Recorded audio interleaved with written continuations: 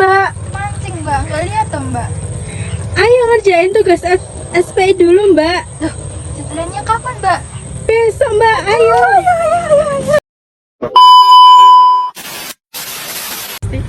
Assalamualaikum warahmatullahi wabarakatuh.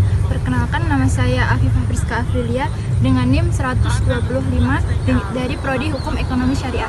Di sini saya akan menjawab soal UTS Sejarah Peradaban Islam dengan vlog-vlog kerandoman saya saat berputar-putar di kota Solo.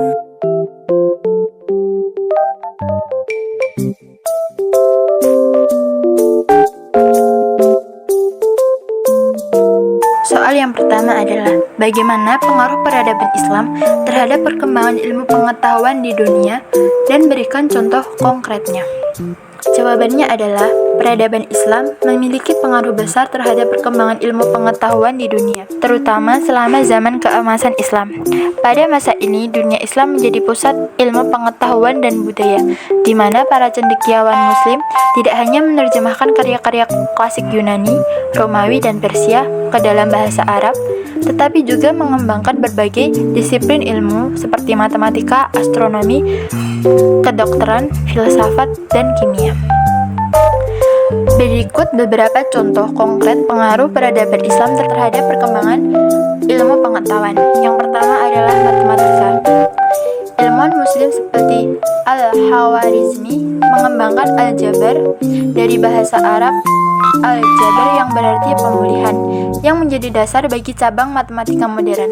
Al-Khawarizmi juga memperkenalkan konsep algoritma yang digunakan di seluruh bidang ilmu pengetahuan dan teknologi, termasuk dalam pemrograman komputer saat ini.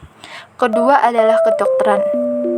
Ibnu Sina, seorang filsuf dan dokter Muslim yang menjadi referensi standar di Eropa selama berabad-abad. Ibnu Sina menggabungkan pengetahuan kedokteran Yunani, Persia, dan India dan menyempurnakan dengan penemuan-penemuan baru dalam diagnosis dan perawatan medis. 3. Astronomi.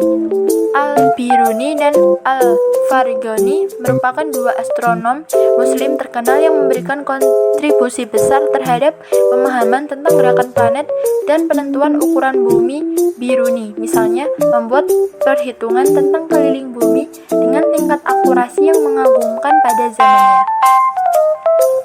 Keempat adalah kimia. Jabir ibnu Hayyan dianggap sebagai bapak kimia modern. Ia menyempurnakan metode distilasi, kristalisasi, dan sublimasi, serta mengembangkan proses kimia yang digunakan dalam farmasi dan industri kimia modern. Ia juga berkontribusi dalam pengembangan alkemi, yang kemudian berkembang menjadi ilmu kimia. Filsafat dan sains alam. Al-Farabi dan Ibnu Rushd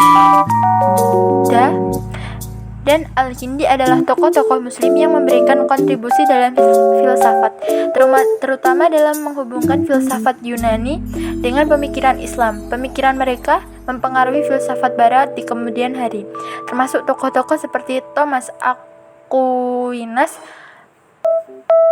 Soal yang kedua, jelaskan pengertian jahiliyah dan berikan contoh perilaku jahiliyah yang terjadi pada masa sebelum Islam. Jahiliyah secara harfiah berarti masa kebodohan atau ketidaktahuan, dan dalam konteks sejarah Islam, istilah ini merujuk pada periode sebelum datangnya Islam di semenanjung Arab. Masa jahiliyah menggambarkan keadaan masyarakat Arab yang jauh dari tuntunan wahyu Tuhan, baik dalam aspek sosial, moral, maupun spiritual. Periode ini sering dikaitkan dengan perilaku-perilaku yang dianggap tidak sesuai dengan nilai-nilai Islam, seperti kepercayaan pada politeisme, penindasan sosial, serta ketidakadilan. Contoh perilaku jahiliyah pada masa sebelum Islam. 1. Politeisme dan penyembahan berhala. Pada masa jahiliyah, orang Arab menyembah banyak dewa dan dewi dalam bentuk patung atau berhala. Setiap suku memiliki berhala yang mereka sembah, dan Ka'bah di Mekah menjadi pusat penyembahan banyak berhala. Mereka percaya pada dewa-dewa yang dianggap sebagai perantara antara mereka dan Tuhan. 2. Ketidakadilan terhadap perempuan. Perempuan pada masa jahiliyah sering diperlakukan dengan sangat tidak adil. Salah satu contoh ekstrim adalah praktik penguburan bayi perempuan hidup-hidup karena dianggap sebagai beban ekonomi atau aib bagi keluarga. Selain itu, perempuan tidak memiliki hak warisan dan diperlakukan sebagai milik pria, tanpa hak atau kebebasan yang setara. 3. Perang antar suku. Pada masa jahiliyah, peperangan antar suku sangat umum terjadi. Konflik ini sering kali disebabkan oleh masalah sepele, tetapi berlangsung dalam waktu yang lama karena konsep balas dendam yang kuat. Balas dendam menjadi bagian dari budaya mereka di mana pembunuhan atau penghinaan harus dibayar dengan darah, yang menyebabkan siklus kekerasan yang berkelanjutan. Soal yang ketiga, faktor-faktor yang menyebabkan Nabi Muhammad SAW berhasil dalam dakwahnya di Madinah. Jawabannya adalah 1. Kepemimpinan yang bijaksana dan adil. Nabi Muhammad memiliki karakter kepemimpinan yang sangat kuat dengan sifat yang bijaksana, adil, dan penuh kasih sayang. Beliau tidak hanya memimpin secara spiritual, tetapi juga menjadi pemimpin politik dan sosial. Kepemimpinan yang mengayomi seluruh lapisan masyarakat, baik kaum muslim maupun non-muslim, membuat beliau dihormati dan diikuti oleh penduduk Madinah. 2. Pembentukan Piagam Madinah. Piagam Madinah merupakan salah satu strategi utama Nabi Muhammad dalam mengatur kehidupan sosial dan politik di Madinah. Piagam ini mengatur hubungan antara berbagai suku dan golongan di Madinah, baik muslim maupun non-muslim, untuk hidup berdampingan secara bekerja sama. Dokumen ini menciptakan stabilitas politik dan sosial di Madinah serta mencegah konflik antar umat. 3. Penerimaan oleh kaum Ansor. Penduduk Madinah, khususnya kaum Ansor, menerima Nabi Muhammad dengan tangan terbuka dan siap membantu perjuangan dakwah Islam. Mereka berkomitmen untuk melindungi Nabi dan umat Islam dari segala ancaman eksternal. Dukungan penuh kaum Ansor memperkuat posisi Nabi di Madinah dan menjadi landasan penting bagi perkembangan Islam. 4. Kondisi sosial dan politik di Madinah. Sebelum kedatangan Nabi, Madinah dipenuhi konflik antara suku-suku besar seperti Aus dan Khazraj. Penduduk Madinah membutuhkan seorang pemimpin yang mampu mendamaikan mereka. Kedatangan Nabi Muhammad dianggap sebagai jawaban atas kebutuhan ini karena beliau mampu menciptakan perdamaian dan mengatasi perpecahan yang berlangsung lama. Soal keempat yaitu faktor-faktor yang menyebabkan terjadinya perpecahan umat Islam setelah wafatnya Nabi Muhammad. Jawabannya adalah tidak ada penerus yang ditunjuk. Nabi Muhammad wafat tanpa menunjuk penerus, sehingga pengikutnya mempertanyakan siapa yang akan menggantikannya.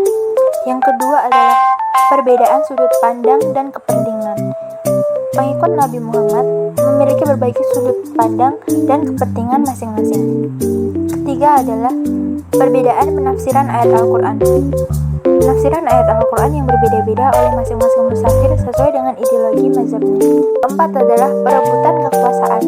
Perebutan kekuasaan antara Sunni dan Syiah yang sangat-sangat bersengit atas warisan agama dan politik Nabi Muhammad. Pecahan umat Islam tersebut melahirkan dua kelompok besar, yaitu Sunni dan Syiah. Sunni merupakan kelompok mayoritas yang menekankan pada peneladanan terhadap pada kehidupan Nabi Muhammad, sedangkan Syiah merupakan kelompok minoritas yang menjadi pengikut Ali bin Abi Thalib.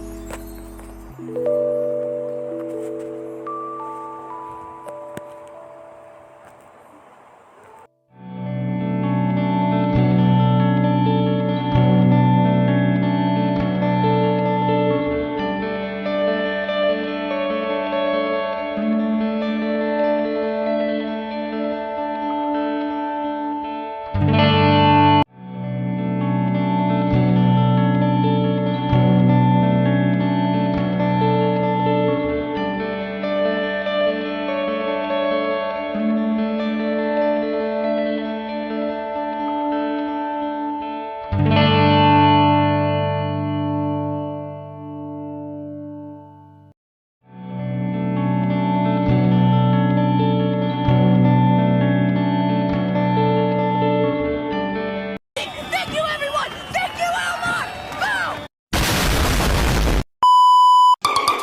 Boom!